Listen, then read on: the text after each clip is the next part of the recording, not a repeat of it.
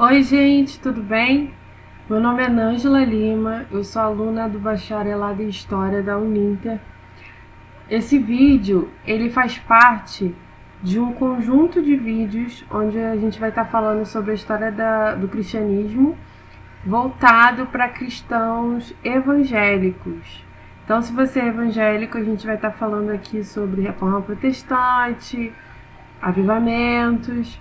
Então, fica à vontade aí com a gente. Para quem está participando do grupo no WhatsApp, a gente vai ter certificação pela própria Uninter. E o que são esses vídeos na verdade? Esses vídeos é uma modalidade de estágio que a faculdade disponibilizou para a gente fazer enquanto durar a pandemia. E então a gente tem a responsabilidade de fazer um projeto de extensão. E então eu pensei nesse curso. Eu sou cristã desde os 10 anos de idade, digamos assim, né? E então são 20 anos aí de evangelho.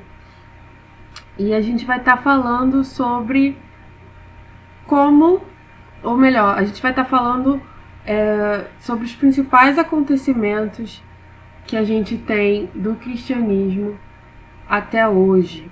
Tá? Tudo isso dividido em 12 aulas. Bom, a gente aqui vai começar. Primeiramente, eu fiz aí uma espécie de linha do tempo, onde eu coloquei o período interbíblico. E o que é o período interbíblico? É o período onde a gente não tem nenhum tipo de revelação divina, digamos assim, em matéria de escrituras sagradas, entre o final do Antigo Testamento e o Novo Testamento. Então a gente tem esse período aí de 400 anos de história onde não houve nenhum tipo de revelação canônica para as escrituras sagradas. Entretanto, a gente tem dois livros que a gente pode estar lendo sobre esse período, que são os livros de 1ª e 2ª Macabeus, onde conta a história da dominação de Alexandre o Grande e a instalação posteriormente a esse período do Império Romano. A gente vai ter aí uma revolução judaica pelo motivo de que, com a instalação do Império Romano na Palestina, houve uma nova tentativa, né? Porque a história judaica ela sempre teve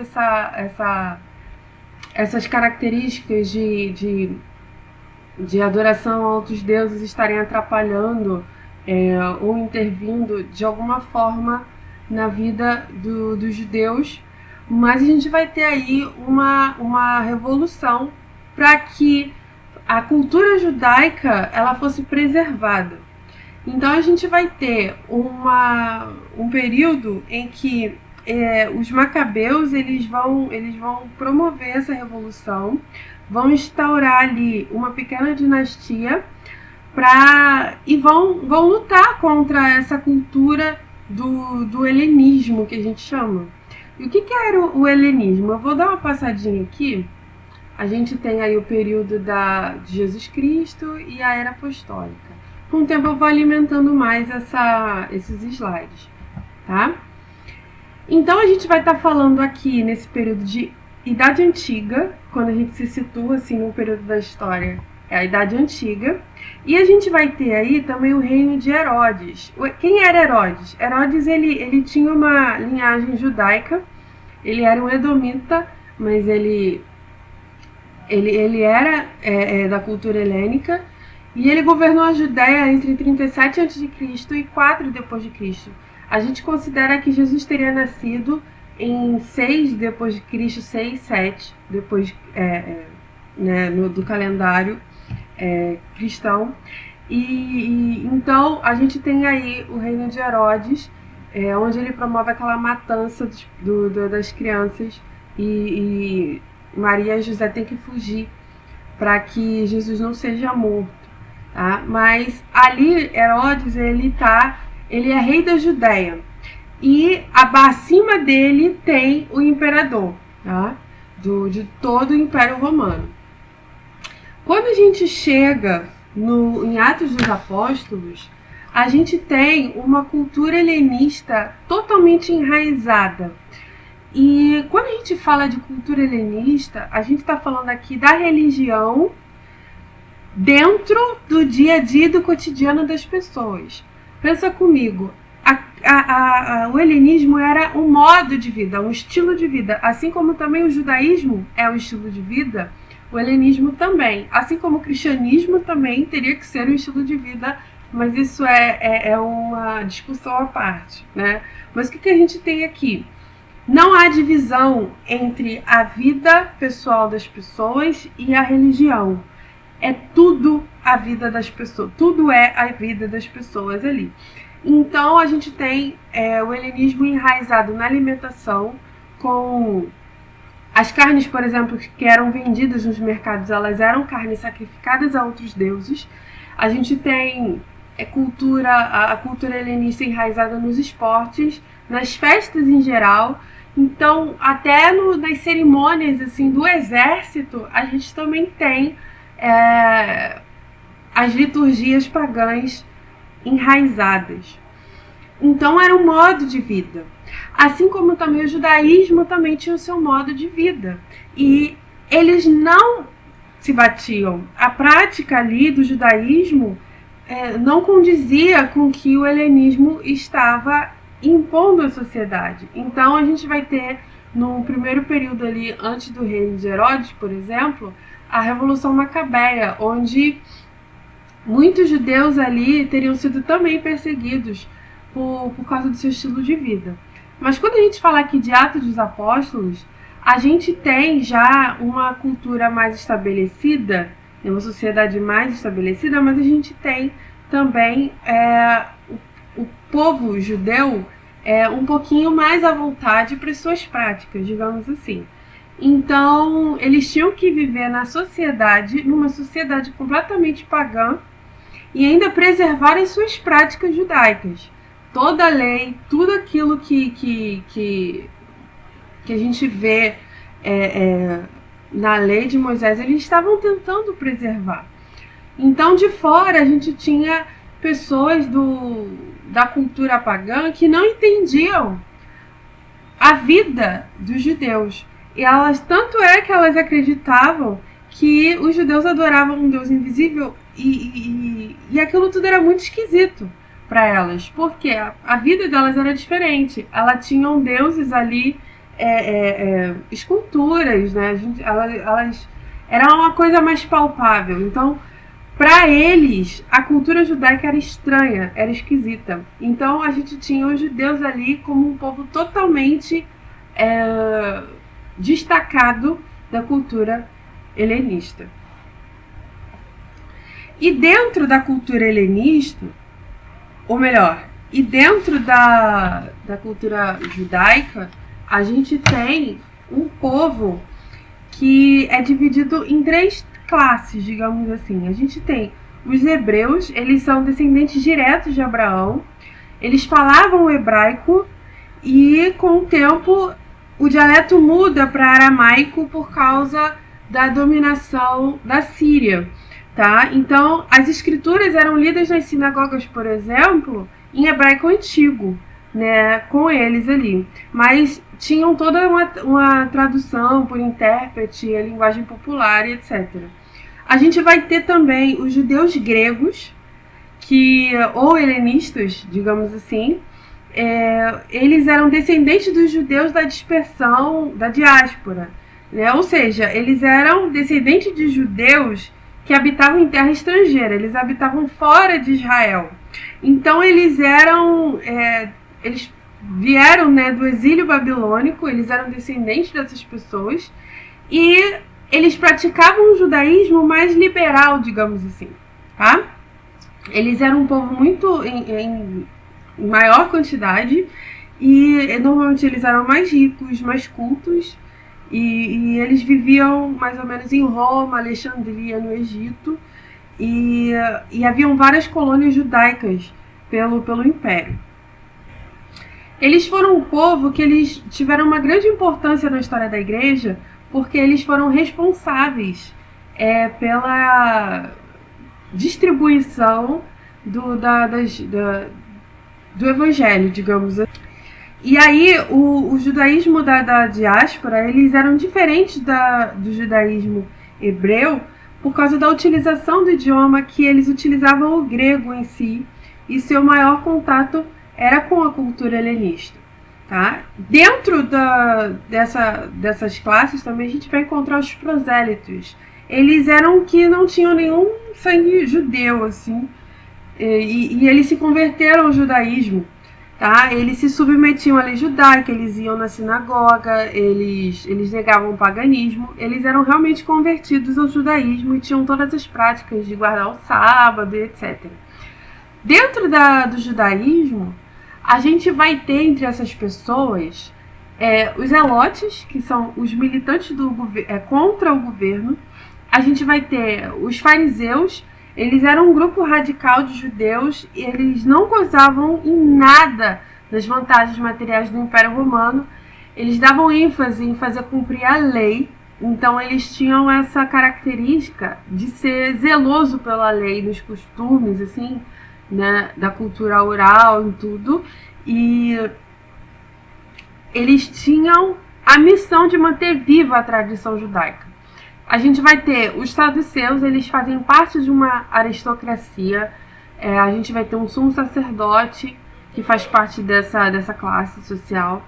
E o culto do templo ocupava um lugar central comparado à lei para os fariseus. Então a gente tem a lei sendo mais importante no farisaísmo, e com os saduceus a gente tem um lugar assim, mais importante, assim, seria o templo.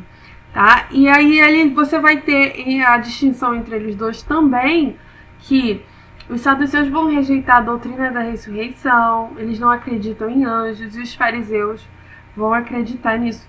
Tá? A gente tem também os essênios, eles eram uma espécie de puristas, eles se separavam do mundo gentio, eles mantinham a pureza. A gente vai ter os escribas, que eles vão ser também os especialistas da lei. Então eles vão entender, eles vão ser os mestres, digamos assim, da lei. O que é importante a gente falar aqui, que eu até coloquei aqui embaixo. Essas classes, elas existiam para preservar uma cultura. Então, quando a gente julga sem saber, e dentro de uma cultura helenista, então, quando a gente fala sobre isso, a gente tem que ter um pouquinho de conhecimento de qual era o contexto ali dentro, né? E isso acontece muito por aí. Então, a gente vai entrar agora no panorama de Atos dos Apóstolos, que a gente vai ter o início da igreja. O que aconteceu ali? Quando Jesus ele foi aos céus, ele voltou para os céus, ele pediu que os discípulos dele ficassem em Jerusalém até que do alto eles fossem revestidos de poder. E quando que isso aconteceu? 50 dias depois da Páscoa, acontece sempre o dia de Pentecostes, a festa de Pentecostes. E ali eles estavam, todos os judeus do Império, eles iam para essa festa, né? E eles estavam reunidos, né? Todos ali. E a igreja ali, no início, ela foi formada por judeus. E a gente falando por esses judeus, eram os helenistas, que a gente já estava falando, que eram as pessoas da diáspora, e os hebreus, que eram descendentes diretos de Abraão. Então ali em Atos 2, a gente vai ter a descida do Espírito Santo. Pedro vai pregar e mais de 3.000 almas vão se converter ao cristianismo. Mas vou colocar aqui, entre aspas, cristianismo, porque ali era o início da igreja, mas a intenção nunca foi, pensa comigo, a intenção nunca foi criar uma nova religião. Eles continuavam sendo judeus, tá? Quando a gente pensa ali que mudou tudo da água para o vinho, não, eles vão continuar guardando o sábado, eles vão continuar indo nas sinagogas, eles vão continuar as práticas todas. A diferença é que eles vão crer no Messias e que esse Messias ele já tinha vindo, já tinha morrido, ressuscitado e subido aos céus. Essa é a única diferença, tá? E o que a gente tem ali? No capítulo 6, a gente vai ver uma pequena briga, uma pequena rixazinha entre os judeus helenistas e os hebreus, né? Que a gente vai ver eles discutindo acerca dos costumes, quem eram mais judeus, assim, digamos. Tá? Então vamos ler aqui, Atos dos Apóstolos 6, do versículo 1 ao versículo 3, que fala: Ora, naqueles dias, multiplicando-se o número dos discípulos, houve murmuração dos helenistas contra os hebreus, porque as viúvas deles estavam sendo esquecidas na distribuição diária. Ou seja, a gente tinha dentro da igreja um cuidado com as viúvas, onde a igreja sustentava as viúvas porque elas não tinham maridos tecnicamente, então não tinham como sobreviver. E essas viúvas trabalhavam para a igreja, tá? E muitas delas escolhiam até mesmo não se casarem para que elas pudessem continuar servindo a igreja. Então, os 12 apóstolos convocaram a comunidade dos discípulos e disseram: Não é razoável que nós abandonemos a palavra de Deus para servir às mesas. Mas, irmãos, escolhei entre vós 7 homens de boa reputação, cheios do espírito e de sabedoria, aos quais encarregamos desse serviço. E quanto a nós, nos consagraremos à oração e ao ministério da palavra. Então a gente tem aqui a primeira consagração dos diáconos da igreja. E esses diáconos eram de origem helenista, eles eram de origem grega. Por quê? Os judeus ali, hebreus, provavelmente os responsáveis pelo cuidado, digamos assim, da igreja, eles não estavam ajudando corretamente os judeus helenistas ali dentro da igreja, tá? Então a gente vai ter essa pequena rixazinha ali acerca disso.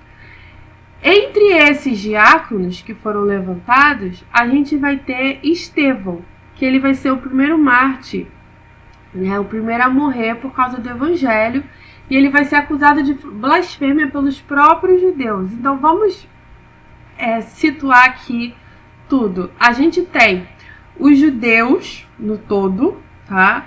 E colocamos esses judeus aí, a gente tem aqueles que não acreditavam que o Messias já tinha vindo pela primeira vez.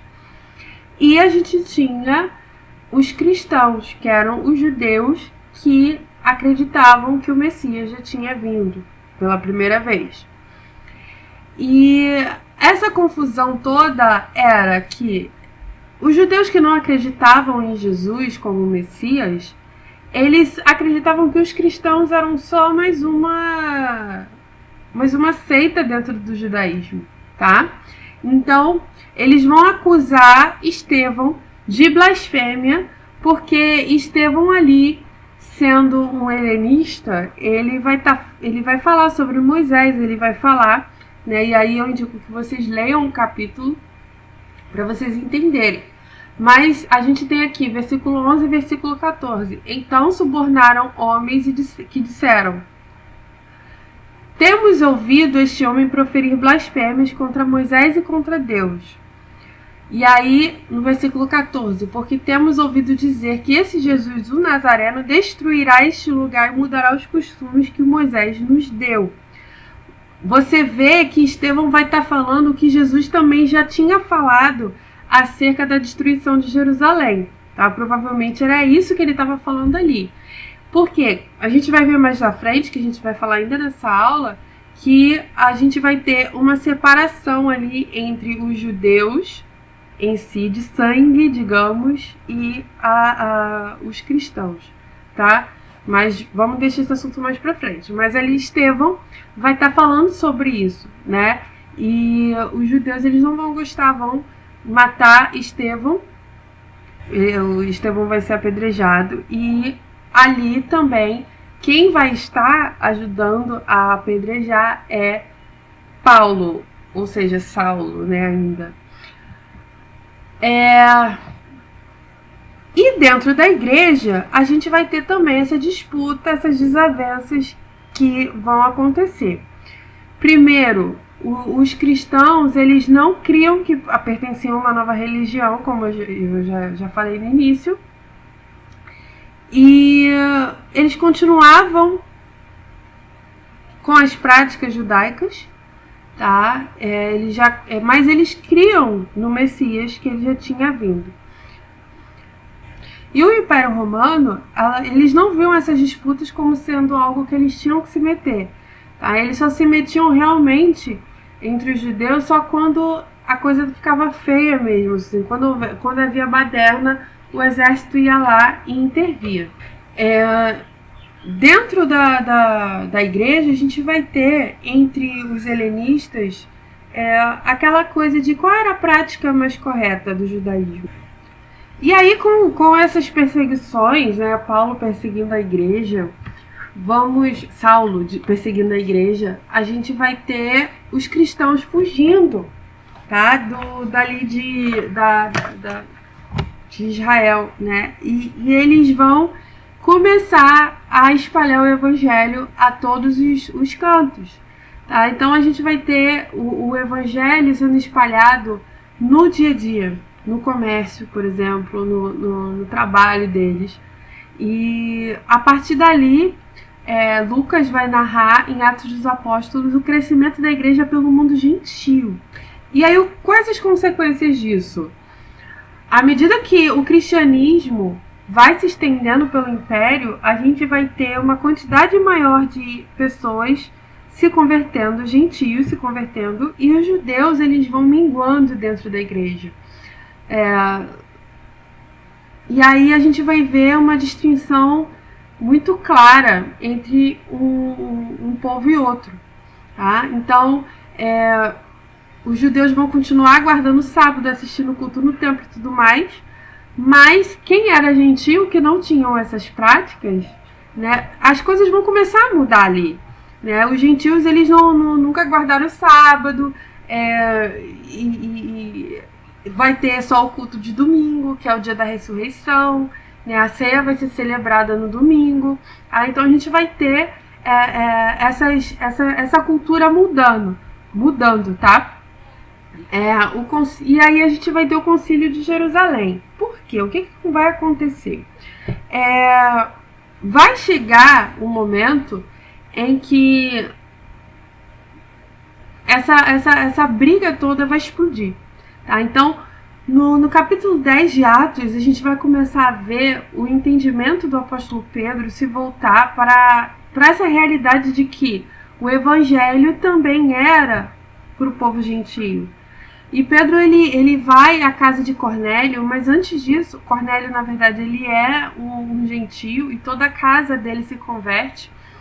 E Cornélio vai mandar chamar Pedro para ir lá, para que eles depois pudessem se batizar. Mas antes dos mensageiros de Cornélio chegar na casa de Pedro, Pedro passa por uma experiência. Ele vê um lençol descendo dos céus, e dentro desse lençol vão existir vários animais que eram considerados impuros pelo judaísmo. Então ele ouve uma voz, ele manda ou melhor, a voz manda que Pedro comesse, né, daqueles animais, e ele responde: eu jamais comi coisa alguma que fosse considerada impura. E a voz vai responder: não chame de impuro que Deus purificou. Então ali ele teria ouvido a voz de Deus, né, acerca disso. No primeiro momento ele não vai entender, mas aí quando ele vai até Cornélio e ele prega as boas novas e a casa de Cornélio se converte, e ali ele também tem o falar em outras línguas ali. E aí voltando para Atos 2, ali as pessoas, né, que tiveram experiências, a experiência com o Espírito Santo, elas vão falar em outras línguas e cada um vai entender na sua própria língua, porque ali tinham vários judeus reunidos de várias partes do império, tá? Então, ali o evangelho vai ser proclamado, né? As boas novas vão ser proclamadas. E aquilo ali também vai acontecer na casa de Cornélio, tá? E aí, pelo fato de Pedro ter se reunido com um gentio, ele vai ter que explicar isso para os judeus, né, para os discípulos, para os apóstolos, quando eles se reencontrarem, tá? E aí Pedro entende a visão que Deus tinha mostrado para ele, tá? Então ele vai explicar isso para todos os apóstolos vão ficar felizes e tudo mais. Mas a coisa não fica tão assim, tão definida. Então a gente vai ter o concílio de Jerusalém. A gente vai ter, um pouquinho antes também do concílio, a fundação da igreja de Antioquia.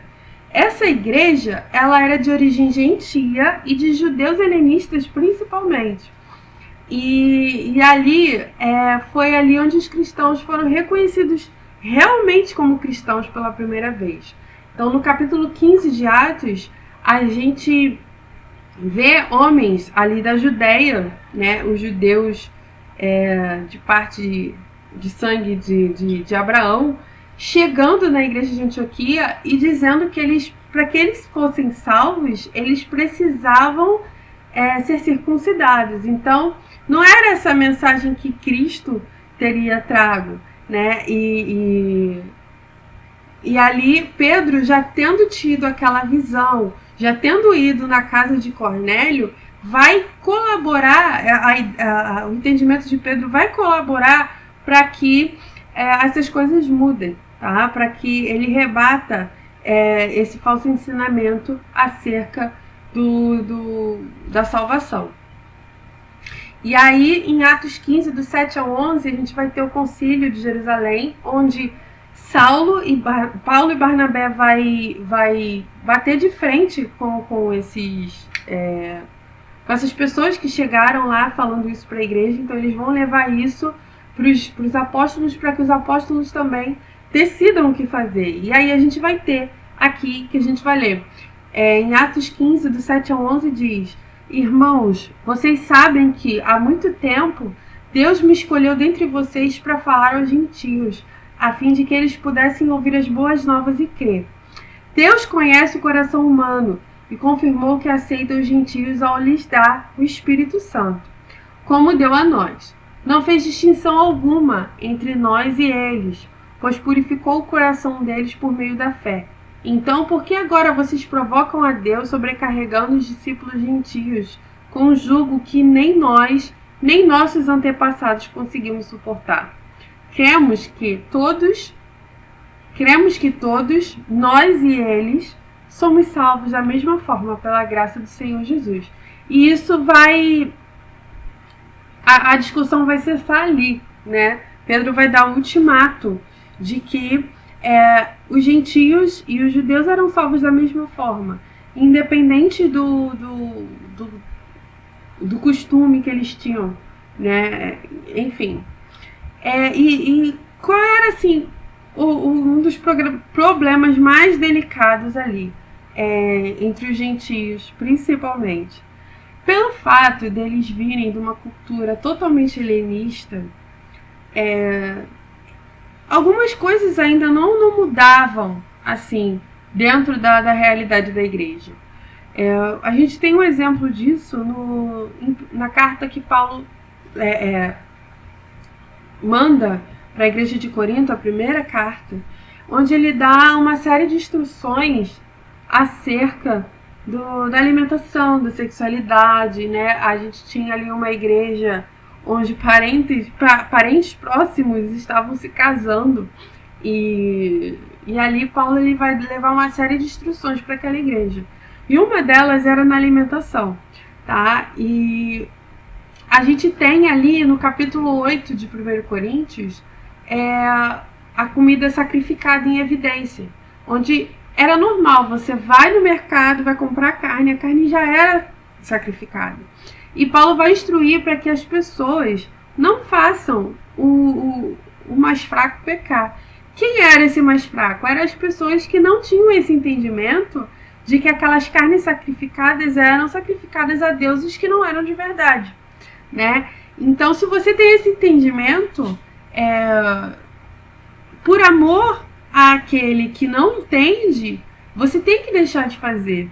E Paulo ele vai instruir a igreja muito acerca dessas coisas, para que a igreja viva em comunhão, tá? Então, isso é um princípio bíblico. Para que a igreja viva em comunhão, ele vai indicar que a igreja deixe de fazer algumas práticas que eram comuns na sociedade do helenismo, do Império Romano. Então, resumindo, a igreja passou a ser formada por judeus, helenistas e hebreus que acreditavam que o Messias era Jesus, que eles continuavam as suas práticas judaicas, né? Circuncisão, guarda do sábado, culto nas sinagogas, etc. E a igreja também era formada de gentios que não praticavam essas coisas, tá? Então, com o tempo, o número de judeus na igreja passou a diminuir e a igreja de origem gentia passou a ser mais numerosa. Então, é natural que dentro da igreja essas práticas do judaísmo deixassem de existir, tá bom? E aí, a gente vai começar a ver a perseguição a mando do Império Romano. A gente vai ver Nero, no ano de 64, incendiando Roma. E Nero, ele era um homem completamente maluco. Ele era adorador de si mesmo, tá? Ele tinha fome e sede pelo poder. E ele vai... Ali no império dele, vai acontecer um grande incêndio em vários bairros ali. E vão ter 2 bairros majoritariamente feitos por cristãos e por judeus que não vai pegar quase fogo ali, e ele vai culpar os cristãos, todos aqueles que tinham práticas judaicas também, ele vai culpar eles de ter iniciado esse incêndio. Sendo que haviam sim desconfianças de que Nero que tinha mandado incendiar tudo, tá? E a gente vai ver uma grande perseguição acontecendo ali aos judeus e aos cristãos em si, isso no geral. E tem um historiador que ele é chamado, o nome dele é Tácito. Ele é um historiador pagão, que eu peguei uma citação dele numa leitura aqui, que ele vai falar acerca desse acontecimento da perseguição aos cristãos. Vamos lá. Apesar de todos os esforços humanos, da liberdade, da liberalidade do imperador e dos sacrifícios oferecidos aos deuses, nada bastava para apartar as suspeitas, nem para destruir a crença de que o fogo havia sido ordenado. Portanto, para destruir esse rumor, Nero fez aparecer como culpados os cristãos, uma gente odiada por todas as suas abominações. Guarda essa referência. E os castigou com muito refinada crueldade. Cristo, de quem tomam o nome, foi executado por Pôncio Pilatos durante o reinado de Tibério.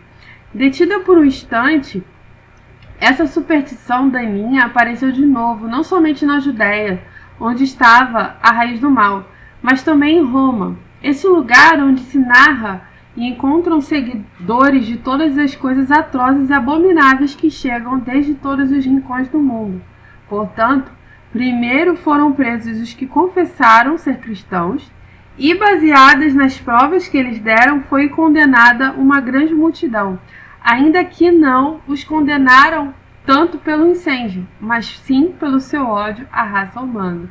Você vai ver então ali no Império uma perseguição desenfreada aos cristãos, mas nem tanto pelo incêndio. O incêndio era uma desculpa, mas simplesmente porque eles eram cristãos. E uma coisa que vai chamar atenção aqui no discurso de Tácito é que ele deixa claro que os cristãos eram uma gente odiada por todos por suas abominações.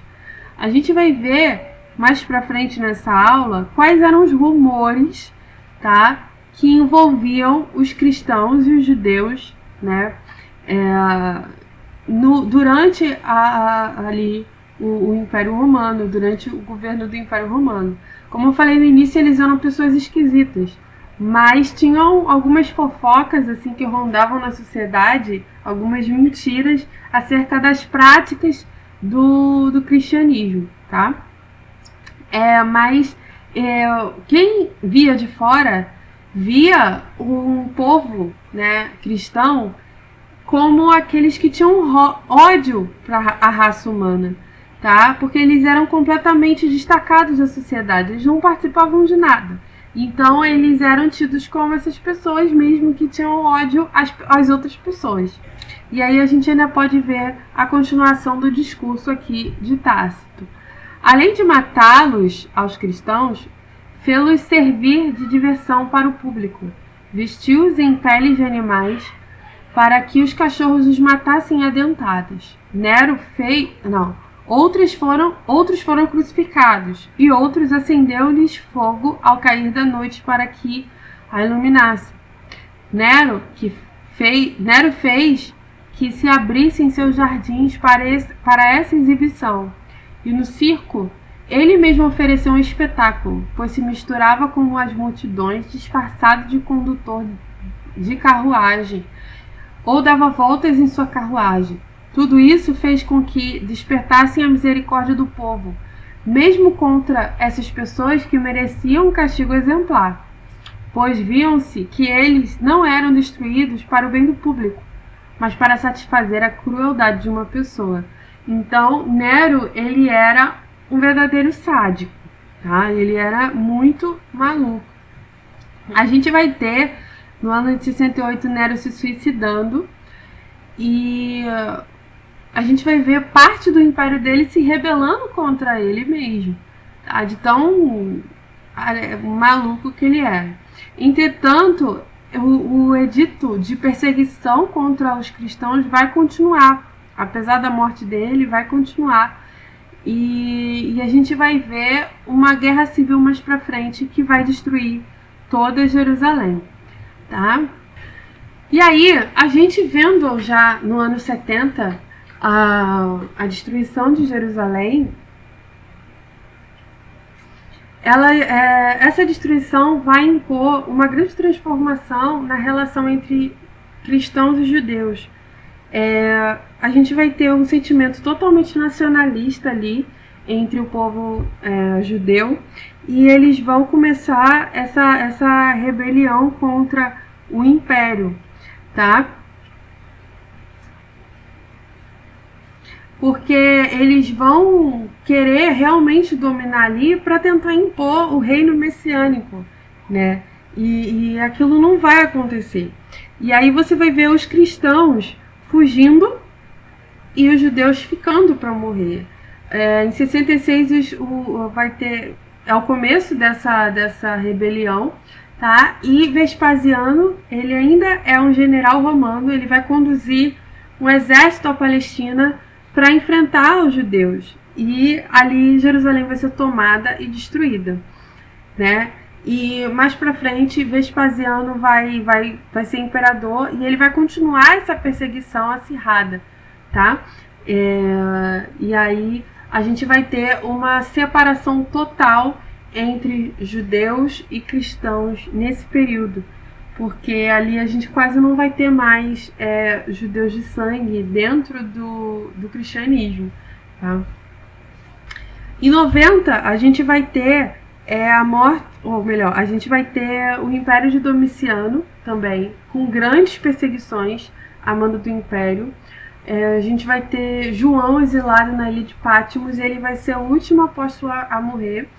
No caso, Pedro, Tiago e Paulo, eles já vão ter morrido já, tá? Então a gente só vai ter João, e ali ele vai escrever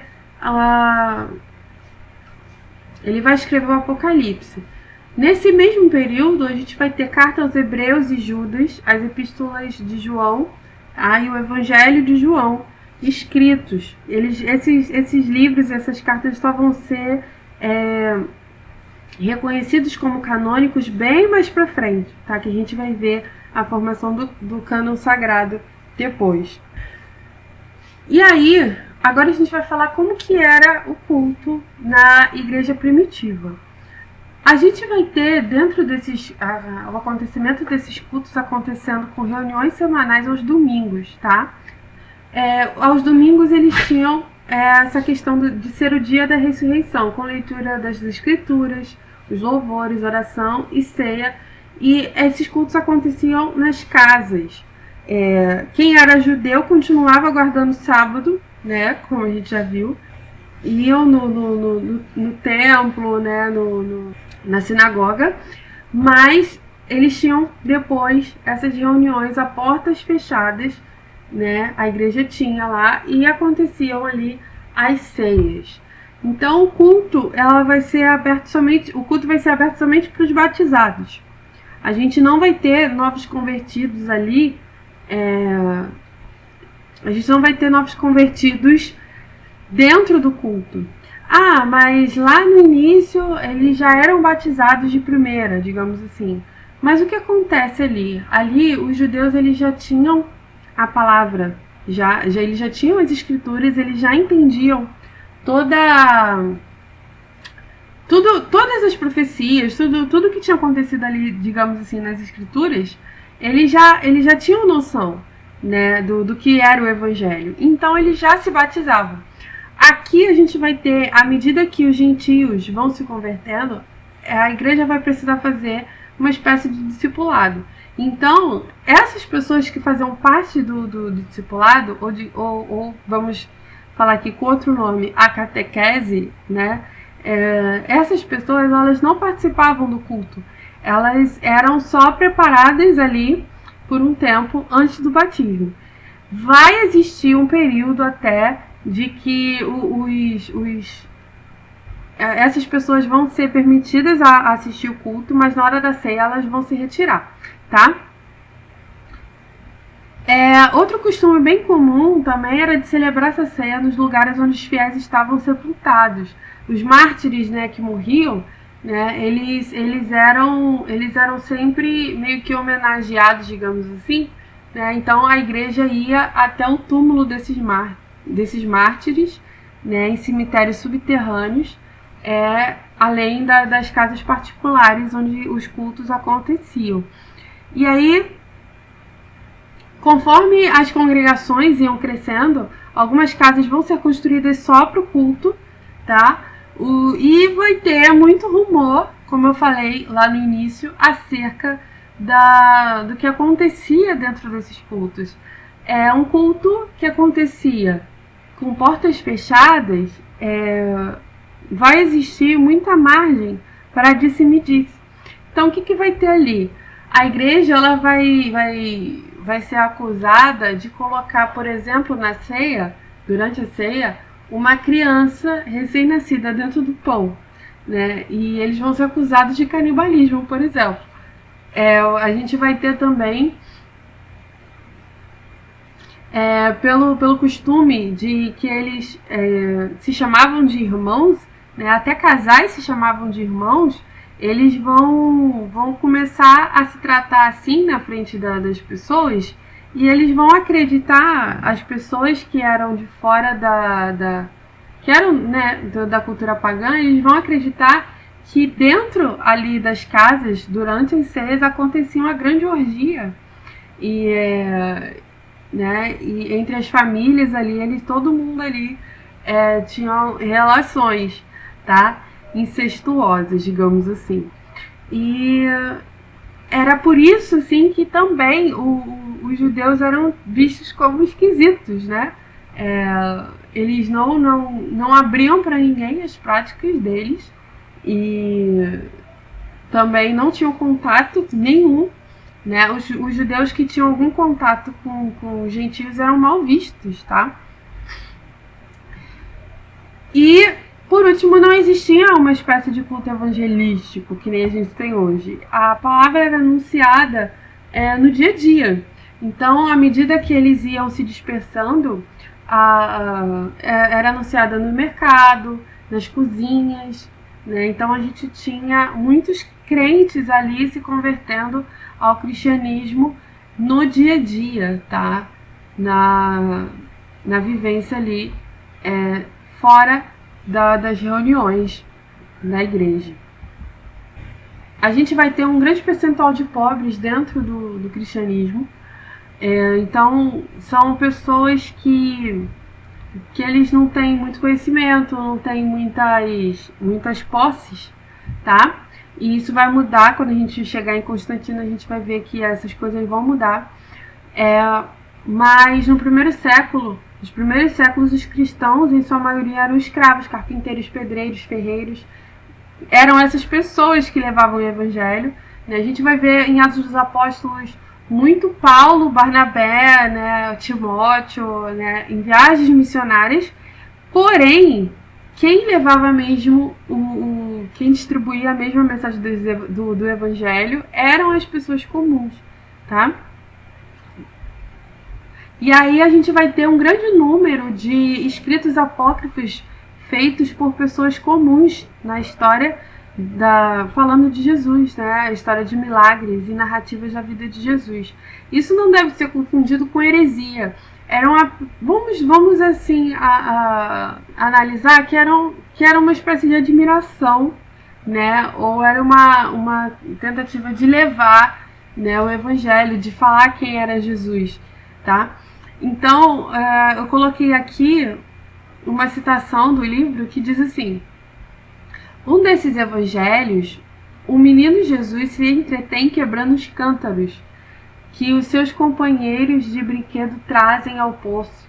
E logo, quando eles choram por haverem perdido os seus cântaros e porque seus pais os castigaram, Jesus ordena às águas que devolvam os seus cântaros, os quais são devolvidos inteiros. De igual modo, em outra ocasião, segundo o mesmo evangelho apócrifo, Jesus ordenou a uma árvore alta que se dobrasse, para ele subir sobre o tronco. E esta lhe obedeceu e depois se endireitou, como um camelo que se deita para que o amo monte nele.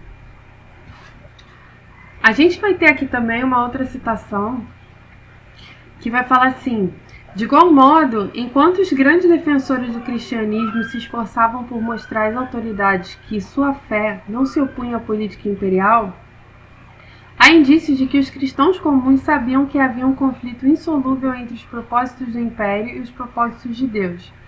Quando se leva um desses cristãos diante das autoridades imperiais, ele as confronta, negando-se a reconhecer a autoridade do imperador e referindo-se a Cristo como meu Senhor, o imperador dos reis e de todas as nações. Por último, enquanto alguns dos mestres cristãos tendiam a espiritualizar excessivamente a esperança cristã, na fé dessas pessoas comuns persistiam ainda a visão de que um reino de justiça que suplantaria a ordem presente de uma nova Jerusalém, onde Deus enxugaria o choro dos que agora sofriam. Então, a gente tem na história da igreja primitiva uma crença muito grande de que Jesus iria retornar como Messias naquele período. Então eles viviam pelo reino, né? Eles viviam imagina, eles tinham tido uma convivência com Jesus, né? Os apóstolos ali levaram a tradição do cristianismo, do evangelho de Jesus para a igreja, e aquilo ainda estava quente, né? A mensagem do evangelho ainda estava muito quente. E eles tendo essa crença de que Jesus viria para governar, né, para estabelecer seu reino, o império acreditava de que seria, de fato, uma mensagem contra eles. Então eles se sentiam, digamos assim, ameaçados, de fato. Eles se sentiam ameaçados pelos judeus e pelos cristãos. Por isso também que a gente vai ver uma grande perseguição à manda do império. Era o medo, era o receio de que os cristãos e os judeus estivessem falando ali fosse realmente de verdade, né, para aquele tempo. Tá? Então a gente vai ver uma perseguição desenfreada, um espírito de nacionalismo desenfreado entre os cristãos e entre os judeus. Como eu falei aqui, eu botei o slide do discipulado, né? A igreja ela vai precisar discipular aqueles que eram novos convertidos, porque realmente eles não tinham aquela vivência de ler as escrituras, de aprender as escrituras como os judeus aprendiam desde o início. Acho que essa parte aqui eu já falei. E esse período vai vai receber o nome de catecumenato, né? Vai ser o início da catequese, tá? O batismo ele vai acontecer uma vez ao ano, por imersão. Os homens vão estar separados das mulheres, todos eles vão se batizar nus, tá? Por isso essa separação. E ao sair da água, eles vão vestir vestes brancas como sinal de uma nova vida em Cristo. Eles bebiam água como sinal de que eles iriam ser purificados não só exteriormente, mas também internamente.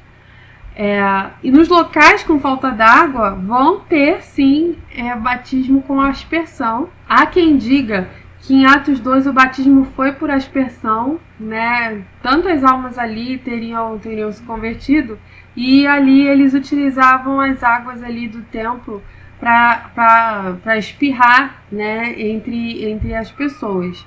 Mas também vai ter gente que vai defender a tese de que foram batizados ali nas águas do templo um por um, tá? Por imersão. A gente vai ter essas duas interpretações ali né, sobre isso. Sobre as crianças, o batismo de criança, não vai ter muita evidência sobre isso no início, mas você vai ver no 3º século isso acontecendo, uma família toda se batizar e os pais batizarem seus filhos, tá? Na sua meninice. E como que se dava a organização na igreja, né? A hierarquia na igreja? A gente vai ter bispo, presbítero, diáconos dentro da igreja. E aí a gente vai ter provavelmente os bispos e os presbíteros eles tinham os títulos equivalentes e não eram o mesmo também, né? Mas você não vai ver esses cargos tendo em todas as igrejas. Numa igreja vai ter um, vai ter outro, não vai ter um, vai ter outro, tá? E você também vai ter dentro das igrejas vários bispos ali, e todos eles tendo a mesma autoridade, tá? Mas, devido às heresias que começaram a existir, a gente vai ver isso nas próximas aulas, naquele tempo, houve a necessidade da igreja se impor a sua autoridade, né? Então ela vai centralizar os cargos e títulos, e por isso os bispos eles vão passar a estar acima da hierarquia toda, tá? Você vai ver sim mulheres na igreja trabalhando com cargos. No Novo Testamento a gente vai ver as filhas de Filipe, 4 filhas que ele tinha, profetizavam. E esse profetizavam aqui é o anúncio da palavra, digamos assim. Então elas eram ministrantes do evangelho, elas pregavam de fato. Você vai ver Febe, que era diaconisa em Concreia, e você vai ver Júnia contada entre os apóstolos em Romanos 16. E também Maria contada ali na mesma lista. Então, se você tem a saudação de Paulo ali aos romanos para a igreja ali de Roma, e ele está saudando essas pessoas, provavelmente eram pessoas importantes ali na igreja de cargo, tá? E aí, por causa dessa centralização da hierarquia da igreja, você vai ver no século II as mulheres começando a ficar excluídas assim, do trabalho da igreja. Tá? Mas no início você vai ver que ministras da palavra vão ser torturadas. Tá? Uma delas é a viúva Felicidade, que a gente vai ver na próxima aula. Tá? Dentro da igreja, você vai ver também as viúvas e as virgens como títulos. Não é só, porque a viúva porque o marido morreu e as virgens porque elas não se casaram. Não, elas vão escolher estar naquela condição para servir a igreja. Eram espécies de diaconisas também, digamos assim.